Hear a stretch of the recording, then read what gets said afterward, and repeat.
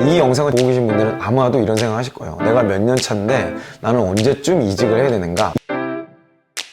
오늘은요, 경력직 분들을 위한 영상을 준비했어요. 앞으로 제가 경력분들을 위한, 물론 중고 신입을 포함하겠지만 5년차, 7년차, 10년차 뭐 그 이상도 제가 뭐 회사도 뽑았고 뭐 너무 많이 해봤기 때문에 여러분들 니즈가 정말 많더라고요. 그래서 여러분만을 위한 채용팀장에 대해서 좀 꿀팁을 하나씩 드리도록 하겠습니다. 우리는 중고 신입이라는 용어를 안 쓰고 슈퍼 루키라고 용어를 통일하기로 했어요. 자, 여러분들이 무슨 뭐 당근마켓에 있는 그런 분들 아니죠? 여러분들은 슈퍼 루키가 되실 분들이에요. 자, 그래서 소위 중고 신입이라고 하는 슈퍼 루키는 대략 어느 정도 연차냐?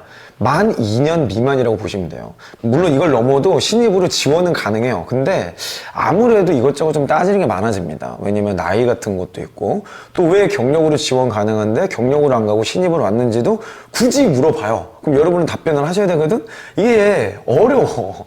내가 평소에 나는 그냥 여기에서 오고 싶어서 그냥 지원한 건데? 이런 생각을 하기 충분하단 말이죠. 자, 그래서 보통 2년 미만을 중고 신입, 우리는 슈퍼 루키라고 이야기하는 이런 채용으로 많이 선호들을 합니다. 자, 이런 사람들을 뽑고 싶은 이유는 뭐 아주 자명해요. 바로 그냥 신입임에도 불구하고 들어오자마자 일 잘할 수 있는 사람이기 때문에 그래요.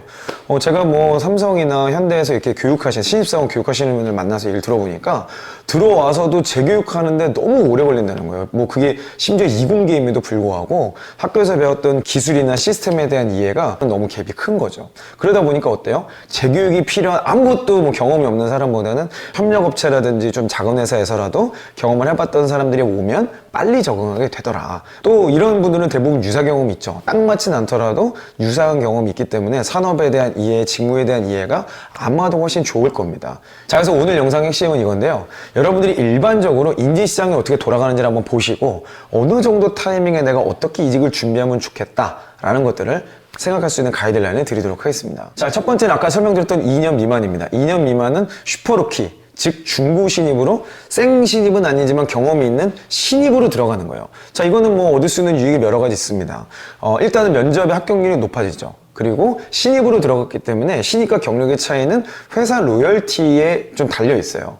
물론 경력도 로열티가 있는 경우가 많이 있습니다. 하지만 일반적으로 회사에서 인식할 때는 처음부터 우리 회사에서 커리어를 시작해서 우리 회사에서 계속 잘 성장한 사람을 좀 더 로열티 있다라고 생각할 수 있겠죠. 그래서 그런 것들 때문에 신입으로 다시 들어가는 것도 저는 나쁘지 않다고 봐요. 그래서 이거를 바라보실 때 오히려 여러분들이 스타트업이나 중소기업 같은 데서 빨리 제가 경력을 시작하라고 하는 거는 이 슈퍼루키 채용을 여러분들이 의도를 가지고 조금 길게 전략적으로 가는 방식이죠. 그 신입분들은 제가 이렇게 하라고 말씀드린 적이 있고요. 자, 두 번째가 만 2년부터 3.5년 사이. 여기가 좀 참 애매해요. 그러니까 3.5년은 뭐 그럴 수 있는데 2년에서 3년 차이. 여기는 참 이게 경력이라고 하기도 그렇고 신입이라고 하기도 그렇고 좀 애매해요. 자, 내가 이미 만 2년을 지났다면 3년을 좀 채우시고 아예 경력으로 가는 게 더 좋을 것 같아요. 초반에 말씀드렸듯이 만 2년이 지난 사람은 경력 3년 차거든요. 그러니까 경력이라고 말을 할 수도 있고 또 굳이 신입으로 우기면 신입이라고 할 수도 있어. 이제 애매한 부분이 있기 때문에 저는 경력으로 갈 건지 신입으로 갈 건지를 노선을 정해라. 경력으로 갈 거면 만 3년을 지나고 나서 가시는 게 좋습니다. 여기가 왜 애매하냐면요, 직급을 주기가 되게 애매해서 그래요. 신입으로 주자니 이 사람의 경력이 이미 우리 엔트리 레벨이 주임인데도 있고 대리인데도 있고 뭐 요즘 직급이 없는 회사들도 있지만 어쨌든 회사 생활에서 한번 승진해본 사람들과 비슷한 경력이야. 그러니까 이 사람들하고 직급을 맞추기도 그렇고 신입이랑 맞추기도 그렇고 인사팀 입장에서 되게 헷갈린다는 얘기죠.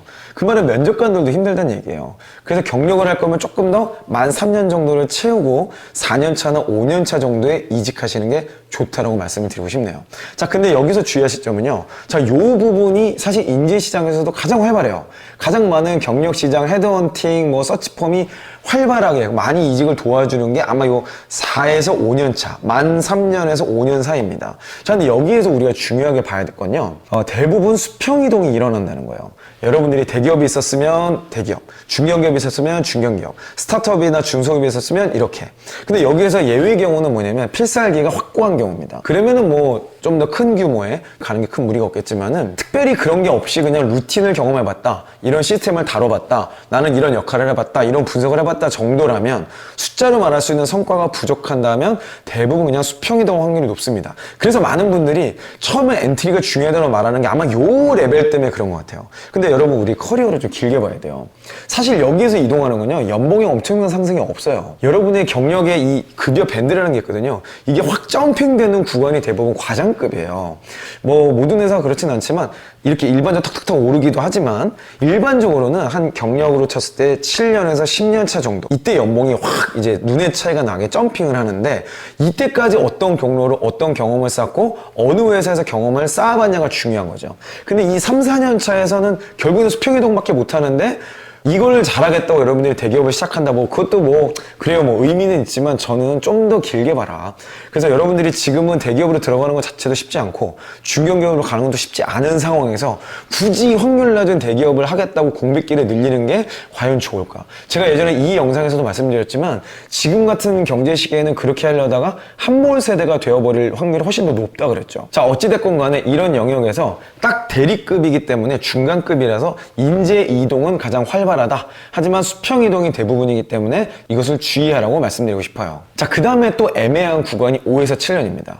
자, 여기도 똑같아요. 직급을 이렇게 주기도, 대리를 주기도 애매하고 과정을 주기도 애매해. 이 애매한 구간이 5, 7년이에요. 이 다음에 이직이 가장 잘 일어나는 구간은 7년에서 10년 사이입니다. 자, 여기는 딱 실무의 뭔가 마스터, 이 실무급을 책임지고 갈 수 있는 과장급으로서 어떻게 보면 인지시장에서 활발하게 움직여요.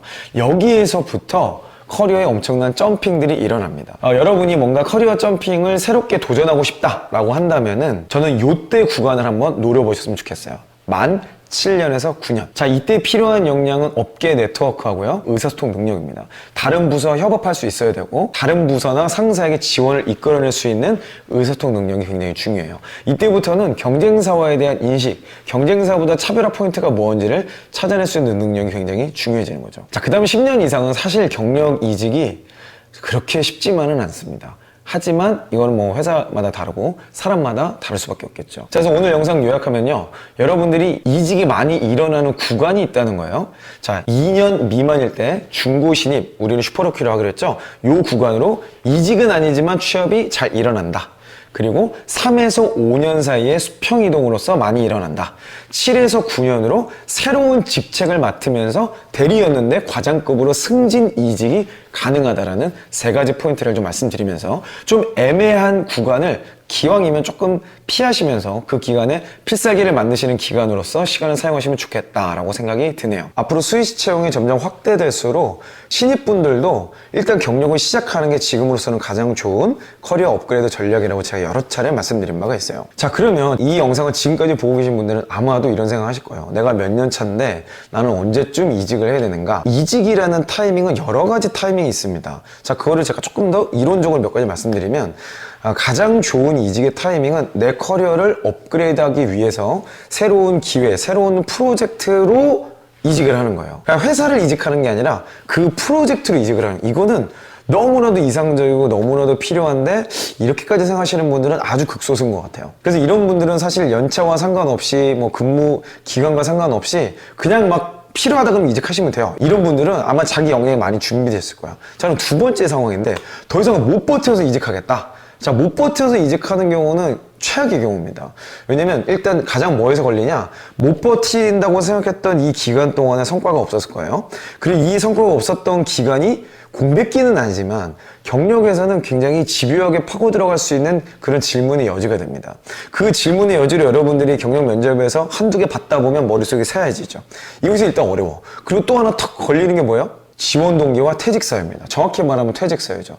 내가 더 이상 못 견뎌서 나왔기 때문에 벌써 부정적 어휘와 부정적 관점들이 녹아있을 수밖에 없어요. 그래서 못 버티고 나오는 것보다는 여러분들이 어느 정도 계획된 이직과 계획된 커리어 점핑을 지금부터 준비하시는 게 면접 준비나 실제 이직 적중도나 뭐 여러분들이 생각하시는 여러 가지 면에서 좋지 않을까 생각이 듭니다. 자, 그럼 다음 영상에서는 연차별로 경력이라면 어떤 역량을 좀 가져야 되고 회사에서 어떤 걸 기대하는지 면접 때 좀 여러분들을 멋지게 표현할 수 있을 만한 구체적인 단어와 키워드를 함께 말씀드리도록 하겠습니다. 제가 여러분들과 갈 길이 아직 멀어요. 여러분들이 웬만한 회사의 대표이사 되실 때까지 제가 여러분들과 함께 할 수 있으니 구독, 좋아요, 알람 설정해가지고 구독 취소하지 않는다는 거, 나중에 또 다시 돌아오지 말고 그냥 쭉 같이 갑시다. 자, 앞으로 경력분들을 위한 컨텐츠를 제가 특화해서 드릴 테니까요. 여러분이 경력자로서 애매하다고 느껴지는 거, 정말 궁금한 것들은요, 아래에 댓글을 남겨주세요. 인사팀에게 물어보더니 조금 애매하고 채용팀은 잘 모르는 것 같고, 그렇다고 동료들하고 결국은 카드라 통신밖에 할 얘기가 없는데, 자, 그런 내용이 아닌 좀 더 인사팀 관점에서 여러분 편에 있는 채용팀장, 인사팀장 편에서 의견을 드리도록 하겠습니다. 여러분 화이팅 하시고요. 우리의 멋진 커리어를 위해서 저는 계속해서 함께 달리도록 하겠습니다. 여러분 화이팅 하세요. 이상 이영이었습니다. 결국에 성공의 원리 얻는 걸 lesson, yeah, 있는 건 nothing. 힘들게 여기까지 계속 버틴 걸 다 알 듯해.